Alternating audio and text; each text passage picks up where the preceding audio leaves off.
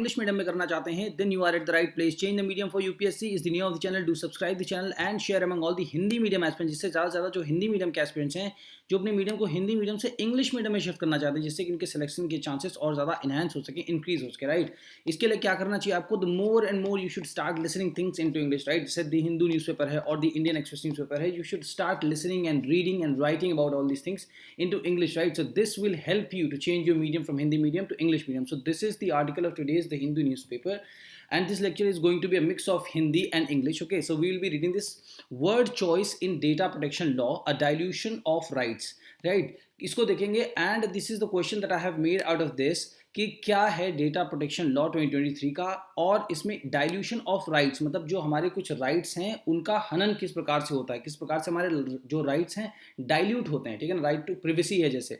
ठीक है, तो इस तरीके के राइट्स के लिए क्या क्या इसमें चीज़ें दी गई हैं जो कि इंपॉर्टेंट हैं, और जिसको जब हम भी इसका आंसर लिखेंगे तो इसमें जो कुछ नेगेटिव पॉइंट्स हैं उनको हम फिगर आउट कर सकते हैं. So with this particular perspective this particular editorial is important. Right, so whenever you read any editorial, so what one needs to do in order to understand the editorial, so first of all जो Hindi medium के जो aspirants हैं, जो student हैं, उनको सबसे पहले क्या करना चाहिए? This is the heading. Right, ये जो हेडिंग होती है ना, this heading you should read first. Okay, the moment you would be able to understand the meaning of this particular line, you would be able to have a kind of idea that okay, this particular editorial is going to be talking about what. Okay, so here like word choice. Okay, word choice, the word.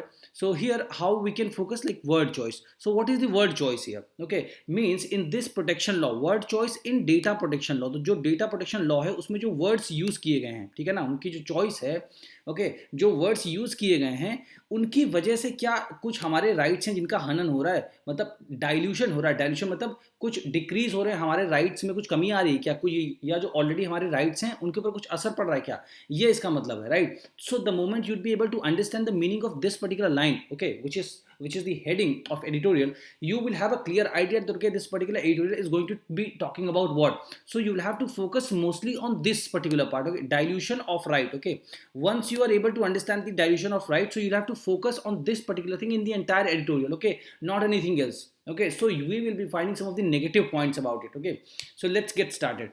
So I am reading it and this is for only Hindi medium aspirants. Okay, those who are not able to read the Hindu newspaper or understand it, okay, and how to make the notes, we will be making the notes also simultaneously. Okay, साथ ही साथ हम इसके notes भी बनाएंगे.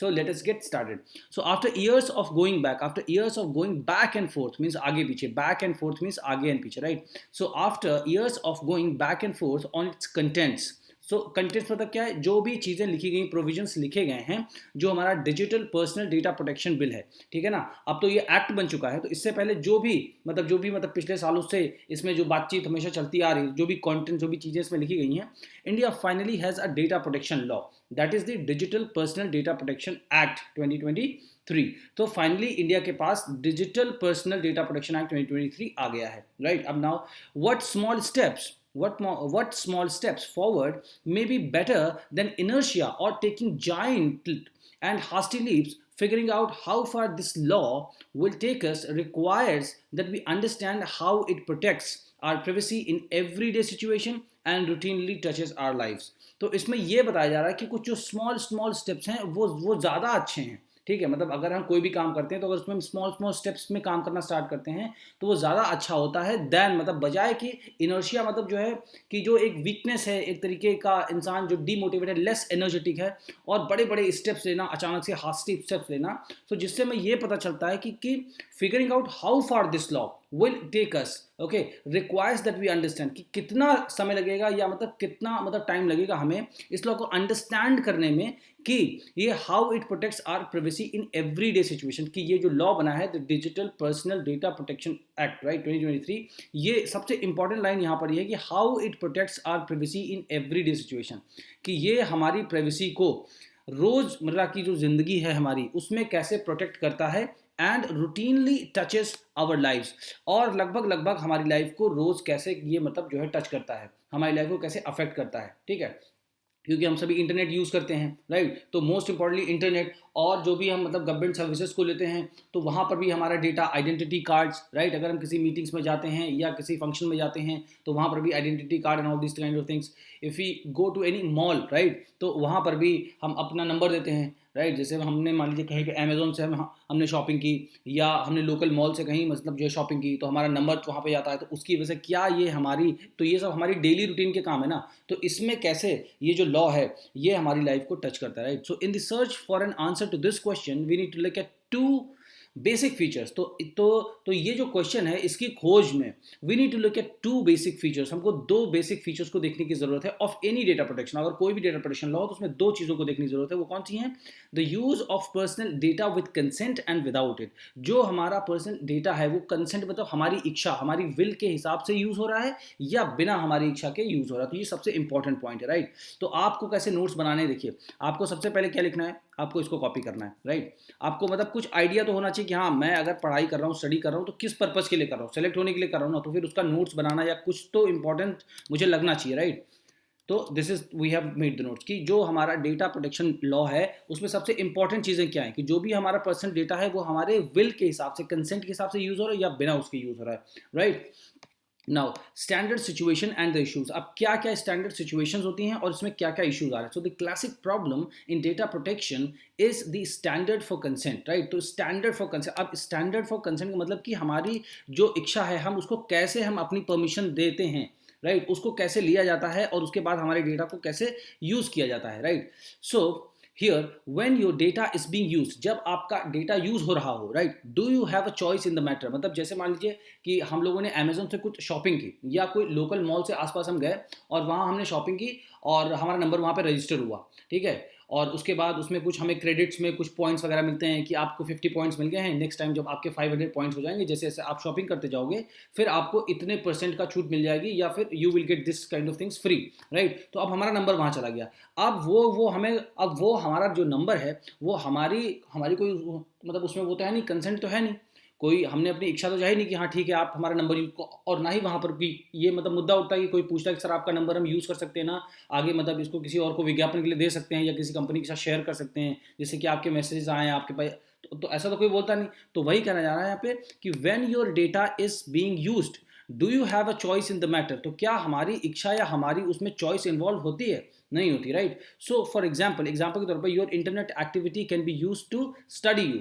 अब जैसे मान लिया आप इंटरनेट यूज करते हैं, डेली टू डेली बेसिस पे आप इंटरनेट यूज करते हैं, राइट। तो आपकी जो एक्टिविटी है इंटरनेट पे क्या करते हो आप मोस्ट, राइट। तो उससे तो उसकी स्टडी करके पता चल सकता है ना कि आप क्या क्या यूज करते हो, right. So an app could find out your religion from what you eat. Suppose करिए आप मान लीजिए जोमेटो से कुछ ऑर्डर करते हैं, mostly you order non veg, right. So it is generally presume that you may be a Muslim, right, or the community who mostly prefer non-vegetarian, right? Or if you are ordering a lot of vegetarian items, okay, then it will be easily actually think and to be presumed that you may be a Hindu person, right? Or Hindu, or like irrespective of any religion you would be considered as an non-vegetarian person, right. So your religion will get exposed, right, without even you telling anybody. Okay, so your health status from your physical activity. So suppose you are using like Healthify. Okay, Healthify is an app. Okay, so if you're using that, so your entire data would have been shared into that. Okay, your age, your sex, your weight, body mass index, and from where you are, how much you had gained, now how much you were losing, what kind of content you are consuming, how much do you eat, what kind of contents or ingredients or kind of proteins, means whatever you are eating, right. So these kind of health status data is also gets leaked, right, in the physical activity while you do. Okay, or your sexuality from your movie preferences, like which kind of movies do you want, like if you want a very sensitive kind of movie, it is generally presumed that a girl may be watching, right. So without even telling somebody, your gender would get exposed to others, right, that you are a female or a male, right. Maybe you have given your phone number to a business. Okay, so here to a business means अगर आप वही ना जैसे मान लीजिए आप कोई Walmart वगैरह जाते हैं, या आप यहाँ पे इंडिया में जैसे विशाल मेगा मार्ट जाते हैं आप, राइट, या आप कोई भी मतलब फन जाते हैं, रिपब्लिक जाते हैं, ऐसे किसी भी अगर आप मॉल में जाते हैं तो वहाँ पे क्या, वाइल मेकिंग अ परचेज, कुछ भी खरीदते वक्त, but do not want to be bombarded with marketing calls. लेकिन आप ये नहीं चाहते कि हाँ चलिए नंबर तो शेयर हो गया, बट आप नहीं चाहते कि हाँ मार्केटिंग की कॉल्स आए लगे हैं, ये ऑफर्स हैं, ये क्रेडिट कार्ड्स, राइट। तो ऐसी चीज़ों से क्या हमारी इसमें विल इन्वॉल्व होती है? तो यही स्टैंडर्ड सिचुएशंस हैं और यही इश्यूज हैं। तो इन इश्यूज को कैसे ये डेटा प्रोटेक्शन बिल जो है उसको एड्रेस करता है, राइट, और क्या इसमें इनएफिशिएंसीज हैं, that we are looking at, right. So as decades of experience in India and other jurisdictions tell us, तो यहाँ पे अदर ज्यूरिसडिक्शन मतलब अदर कंट्रीज है, ठीक है ना, other jurisdiction means other countries है। तो as decades of experience in India मतलब जो इंडिया में दशकों का अभी तक का एक्सपीरियंस रहा, नहीं लगभग समझ लिए आप 10 15 20 25 साल ले लीजिए, ठीक है, उसका जो एक्सपीरियंस रहा है और जो अदर कंट्रीज है वो हमें क्या बताता है, दीज आर स्टैंडर्ड सिचुएशन। तो यही सारी स्टैंडर्ड सिचुएशंस होती हैं, ठीक है। स्टैंडर्ड सिचुएशन मीन्स जो डेली के डेली सिचुएशन, जैसे यहाँ पे हमने लिखा ना कि अगर हम कोई ऐप को यूज़ करते हैं, राइट, या हमारी इंटरनेट एक्टिविटी क्या होती है, या हम किसी बिजनेस में जाके कुछ भी परचेज करते हैं, किसी मॉल में जाके कुछ परचेज करते हैं, राइट, या किस तरीके की मूवी देखते हैं, क्या हम खाते हैं, right. So these are the standard situations basic, right. So that even the most minimal data protection law must address. तो ये जो स्टैंडर्ड सिचुएशन यहाँ से यहाँ तक हैं, राइट, यहाँ से यहाँ तक ये जो स्टैंडर्ड सिचुएशंस हैं, तो इन स्टैंडर्ड सिचुएशंस को, मतलब स्टैंडर्ड सिचुएशन मतलब ये सबसे इंपॉर्टेंट सिचुएशन, सबसे बेसिक सिचुएशंस हैं जो कि एक इंसान की प्राइवेसी से डील करती हैं। तो इन बेसिक स्टैंडर्ड सिचुएशन को जो जो भी डेटा प्रोटेक्शन लॉ हो, वो अगर छोटा से छोटा मिनिमल डेटा प्रोटेक्शन लॉ, अगर छोटा से छोटा डेटा प्रोटेक्शन लॉ है, उसको भी एड्रेस करना चाहिए, मतलब उसमें भी इसके लिए प्राविधान होने चाहिए। This is what this particular editorial is talking about this far, okay. So how does India's new law deal with such problem. तो इंडिया का जो ये न्यू लॉ है डेटा प्रोटेक्शन, ये जो इंडिया का न्यू लॉ है the digital personal data protection act 2023, ये कैसे इन चीज़ों को डील करता है, राइट, इन दिक्कतों से कैसे डील करता है। So there are two relevant provisions in the act. तो इस एक्ट में दो इंपॉर्टेंट प्रोविजंस हैं, वो कौन से हैं। वन सेज दैट, एक उसमें से कहता है you should be properly informed about what you are agreeing to, कि आपको पूरी तरीके से इन्फॉर्म किया जाएगा कि किस चीज़ के लिए आप अग्री करते हैं। जैसे मान लीजिए आप गए और आपने मान लीजिए रिपब्लिक मॉल में जाकर के कुछ खरीदा, ओके, और उसके बाद आपका जो नंबर वहां पे एक्सचेंज हुआ, ठीक है, जो नंबर आपने दिया वहां पर रजिस्टर होने के लिए, कुछ भी करने के लिए, या मतलब आपने कुछ भी वहां वो किया, पेमेंट वगैरह किया, राइट, तो आपको ये बताया जाएगा, ठीक है ना। You should be properly inform, आपको पूरी तरीके से इन्फॉर्म किया जाएगा कि देखिए आपका डेटा हम इस तरीके से यूज कर सकते हैं या नहीं कर सकते हैं, right, about what you are agreeing to. तो अगर आप अग्री करते हैं तभी वो यूज होगा। और दूसरा क्या, only clear positive actions by you, ठीक है ना, will be taken to indicate consent. और जो आपकी तरफ से पॉजिटिव एक्शंस होगा, अगर आपसे पूछा गया तो आप बोलेंगे यस, ठीक है, आप इसको कर सकते हो, ठीक है ना। एज अपोज टू साइलेंस, अगर आप साइलेंस मेंटेन करते हैं तो नहीं, अगर आप मतलब क्लियरली पॉजिटिवली एक्शन लेके बताते हैं कि हाँ ठीक है आप इसको यूज कर सकते हो, ठीक है, then it will be taken to indicate the consent. तो इससे समझा जाएगा, एक इशारा आपकी तरफ से ये समझा जाएगा कि आप अपनी विल को जाहिर कर रहे हैं, आप अपनी कंसेंट को दे रहे हैं, ठीक है ना, आप अपनी इच्छा को मतलब दे रहे हैं, हाँ ठीक है आप इसको यूज कर सकते हैं, राइट। तो ये जो दो इसमें रिलेवेंट प्रोविजंस है, राइट, तो इसको आप यहाँ से यहाँ तक कॉपी कर सकते हो। बाद में we can edit this, right. ये अब स्टैंडर्ड ऑफ कंसेंट में ऐसे करके आ गया, and let's make it a little big so that it could be visible properly to you, alright, okay, yeah. So but this strict provision is undercut by a second provision. तो एक तो provision ये हो गया, but ये जो strict provision है कि हाँ भाई बिना आपसे पूछे तो आपका डेटा यूज नहीं हो सकता, ये मतलब अंडरकट, मतलब इसी प्रोविजन को डाइल्यूट करने के लिए, कम करने के लिए एक और दूसरा सेकंड प्रोविजन, वो क्या है, वो हमेशा आपको क्या करता है, परमिट करता है use of your data if you have voluntarily provided it. अब जो आपका डेटा है, अगर आपने उसको वॉलंटरली प्रोवाइड किया, मतलब अपनी इच्छा से ही उसको आपने जो है प्रोवाइड किया है, एंड हैव नॉट इंडिकेटेड, अपनी इच्छा से प्रोवाइड किया, ठीक है, लेकिन अभी आपने कंसेंट नहीं दी, बट इसमें लिखा है एंड हैव नॉट इंडिकेटेड, और आपने इशारा नहीं किया है, मतलब एक हिसाब say that you do not consent, मतलब आपने ये नहीं कहा कि नहीं मैं अपनी कंसेंट नहीं देता हूं, ठीक है। तो ऐसे जो वर्ड्स हैं बेसिकली, इसकी वजह से क्या है, जैसे मान लीजिए मैं गया वहां पे और मैंने रिपब्लिक मॉल में कोई परचेज किया, और परचेज करने के साथ साथ मैंने ये बोला कि मतलब जो है मेरा डेटा तो मैंने दे दिया, मतलब जो जानकारी मांगी मैंने उनको दे दिया, लेकिन मैंने ये इंडिकेट नहीं किया कि ये मेरी कंसेंट नहीं है कि आप इसको यूज करो, तो उसको भी इनडायरेक्टली, आप समझिए इनडायरेक्टली उसको प्रिज्यूम कर लिया जाएगा कि मैंने कंसेंट दे दी है, राइट। तो ऐसे जो वर्ड्स हैं, तो यही लिखा है the choice of word is telling. तो ये जो वर्ड ऑफ चॉइस है ना, यहाँ पे जिस तरीके से ये लिखा गया सेकंड प्रोविजन जैसे ये है, तो इसकी चॉइस, तो यहाँ पे टेलिंग मतलब हो जाएगा कि ये बताता है कि जो है ये इंपॉर्टेंट है इन चीज़ों पे सोचना हमें, right. So if you have not indicated, तो सपोज करिए आपने इशारा नहीं दिया, ठीक है ना, इशारा करना या मतलब किसी भी तरीके से ये एक्सप्रेस करना कि हाँ हाँ ठीक है आप इसको यूज करो, right. So refusal, governments and businesses can assume your consent for various uses without notifying you. तो जो रिफ्यूजर्स हैं, गवर्नमेंट्स हैं, बहुत से बिजनेसेस हैं, वो एज्यूम कर सकते हैं, मतलब मान सकते हैं कि आपकी कंसेंट है, मतलब आपकी इच्छा आपने जाहिर कर दी, मतलब बिना कुछ बोले आपने बोल दिया, अगर आपने मना नहीं किया इसका मतलब आपकी तरफ से हाँ है, राइट, कि आप यूज़ कर सकते हैं विदाउट नोटिफाइंग यू, बिना आपको बताए हुए, ठीक है। And why is it to say you do not provide your data simply by visiting a public place और वेबसाइट और मेकिंग एन ऑनलाइन अकाउंट। और कौन आपको ये बताएगा कि आपको अपना डेटा प्रोवाइड नहीं करना है जब आप विजिट कर रहे हैं, किसी पब्लिक प्लेस में जा रहे हैं, या आप कोई वेबसाइट को एक्सेस कर रहे हैं इंटरनेट पे, या आप कोई ऑनलाइन अकाउंट बनाने, जैसे जीमेल का अकाउंट बनाते हैं मोस्टली सभी लोग, राइट, तो उसमें अपना डेटा देते हैं। तो कौन हमें बताएगा कि आपको यहाँ पे इन्फॉर्मेशन नहीं प्रोवाइड करनी? ऐसे प्रोविजंस कहाँ हैं, right. So after all provide is not the same as share और ट्रांसफर। तो जैसे मान लीजिए हम लोग जीमेल का अकाउंट बनाते हैं, ठीक है, तो उसमें क्या है, हमने अपना सारा डेटा का जो है नेम, जेंडर, सेक्स, एड्रेस, जो भी कुछ पूछते हैं, phone number and email ID, सब कुछ हम उसमें अपना आराम से दे देते हैं। तो उसको क्या बोलते हैं, प्रोवाइड कर दिया हमने।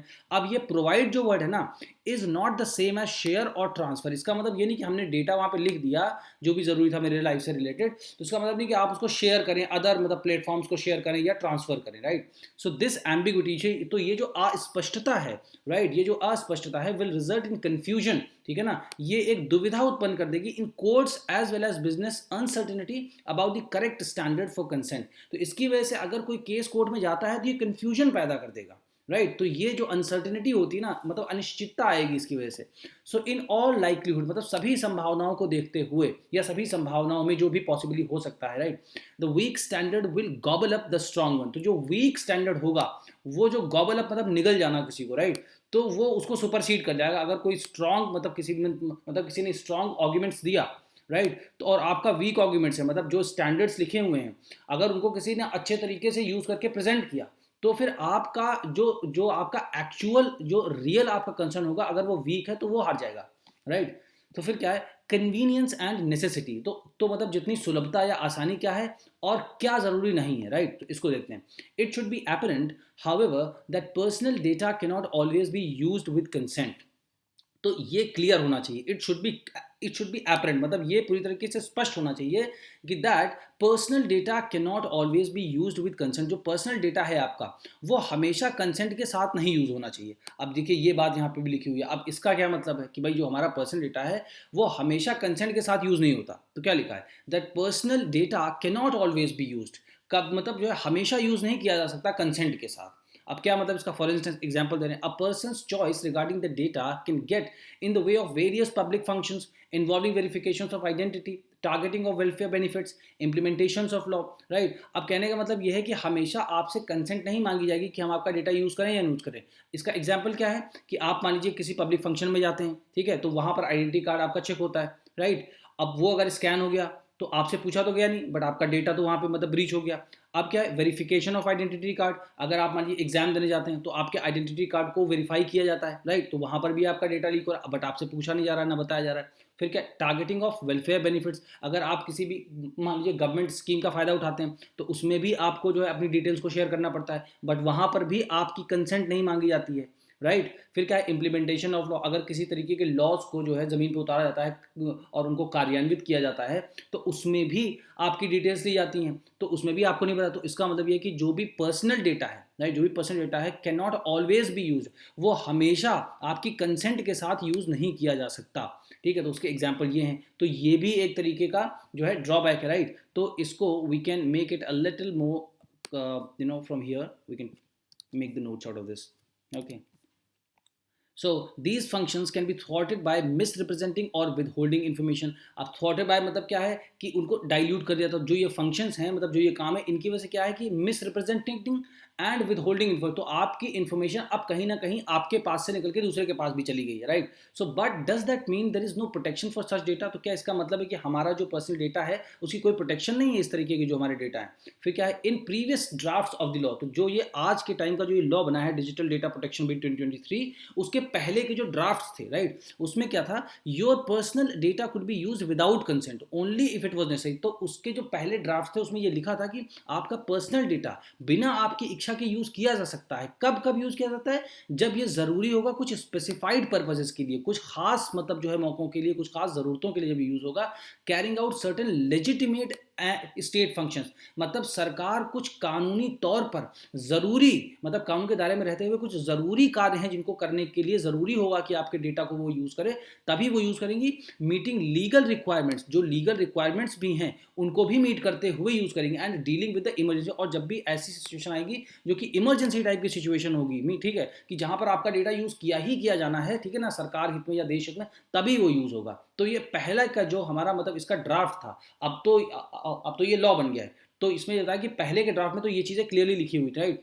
सो the data fiduciary needed to demonstrate that they had no feasible alternatives to collecting and using the information in the manner that they had. तो ये लिखा है डेटा फिड्यूशरी। तो फिड्यूशरी मतलब क्या है यहाँ पे, सरकार मतलब है, फिड्यूशरी मतलब क्या है, गवर्नमेंट, राइट। तो डेटा फिड्यूशरी मतलब सरकार के पास जो डेटा है तो उसको दिखाने की ज़रूरत है हमें, ठीक है ना, नीडेड टू डेमोन्स्ट्रेट कि अब उनके पास कोई संभवतः कोई दूसरा अल्टरनेटिव नहीं है हमारे डेटा को कलेक्ट करने के लिए और हमारी इंफॉर्मेशन को यूज़ करने के लिए, जैसे वो पहले यूज़ किया करते थे, right. So it is important to understand the significance of this. तो हमें इसकी महत्ता को, इसके महत्व को समझने की आवश्यकता है। अब कैसे, समटाइम्स मतलब कभी कभी consensual processing of data is very much feasible if not if inconvenient, right. तो जो कंसेंशुअल प्रोसेसिंग है, मतलब जो कंसेंशुअल मतलब हमारी इच्छा शामिल है उसमें, तो वो जो है कभी कभी बहुत ही आसान हो जाता है। Consensual processing of data is very much feasible. तो फीजिबल मतलब संभव, तो मतलब कंसेंशुअल प्रोसेसिंग, अगर हमारी इच्छा शामिल है तो बहुत आसानी से हमारे डेटा को प्रोसेस किया जा सकता है, ठीक है, अगर इनकन्वीनियंट नहीं है तो, right. So even if consent is not feasible, तो अगर कंसेंट जो है संभव नहीं है, अगर हम कंसेंट नहीं दे सकते हैं, so specific methods of identity verification और the use of sensitive data on health, religion, political affiliation, okay, health, religion, political affiliation and sexuality may not be strictly necessary when designing and implementing many kinds of public programs। तो जब मतलब क्या है कि consent is not feasible, अगर consent हमारी feasible, मतलब अगर यहाँ पे मतलब फीजिबल का मतलब है संभव या पॉसिबल, अगर कंसेंट हमारी पॉसिबल नहीं है मान लीजिए, तो स्पेसिफिक मेथड्स जो आइडेंटिटी वेरिफिकेशन के होते हैं वो कौन से होते हैं, कुछ खास मतलब तरीकों से, जैसे किसी की आइडेंटिटी को वेरीफाई किया जाता है, वो क्या होते हैं। और the use of sensitive data on health, तो हमारी हेल्थ के, अगर मान लीजिए हम कहीं ब्लड टेस्ट कराने गए तो वहाँ पे हमारी मतलब जो भी है डेटा, हमारा रिलीजन क्या, सब कुछ लिखते हैं। फिर हमारा पॉलिटिकल लेवल से मान लीजिए हम कुछ पोस्ट वगैरह लिखते हैं या कौन सी वेबसाइट्स को पढ़ते हैं, कौन सी यूट्यूब वीडियोज़ को देखते हैं, तो उससे हमारा एक तरीके से पॉलिटिकल एफिलिएशन, मतलब किस पार्टी की तरफ हमारा झुकाव है वो पता चलता है, राइट। एंड सेक्सुअलिटी हमारी क्या है, ठीक है, may not be strictly necessary when designing and implementing many kinds of public. तो ये सारी चीज़ें बेसिकली अगर सरकार ना भी जाने तो भी, अगर वो किसी भी तरीके की पॉलिसी जो है बना रही है, पब्लिक प्रोग्राम्स बना रही है, तो उनको इंप्लीमेंट करने में इस तरीके के डेटा की कोई स्ट्रिक्टली मतलब खास तौर पर इतनी ज़्यादा ज़रूरत नहीं है, राइट। सो फॉर एग्जाम्पल क्या है, information on membership in a trade union is not necessary in accessing a job application, right। अब क्या है कि अगर हम मान लीजिए किसी ट्रेड यूनियन की मेंबरशिप ले रहे हैं तो उसमें हमको कोई भी पर्सनल डेटा देने की जरूरत नहीं है, right. Is not necessary in assessing a job application. अगर हम कोई जॉब एप्लीकेशन अप्लाई करते हैं जॉब के लिए, तो वहां पे हमें मतलब हर चीज के लिए कोई भी तरीके का डेटा जो है ना, वो हमें इन्फॉर्मेशन देने की इतनी जरूरत नहीं कि मेंबरशिप मतलब ले रहे हैं तो उसमें हर तरीके का हमारा डेटा हो, right. Even if the employer thinks it is relevant for this purpose, तो अगर जहां तक जो एम्प्लॉयर है, जो हायर कर रहा है हमें, अगर उसको लगता है कि हाँ ये जरूरी है लेना है ना इस पर्पज के लिए, तो भी आई डोंट थिंक कि इनको जो है लेना चाहिए, right. If data is allowed to be processed even when it is not necessary, अगर हम बोलते हैं कि चलिए ठीक है डेटा को आप मतलब प्रोसेस कर लिए, तब भी कर लिए जब नहीं जरूरी है, राइट।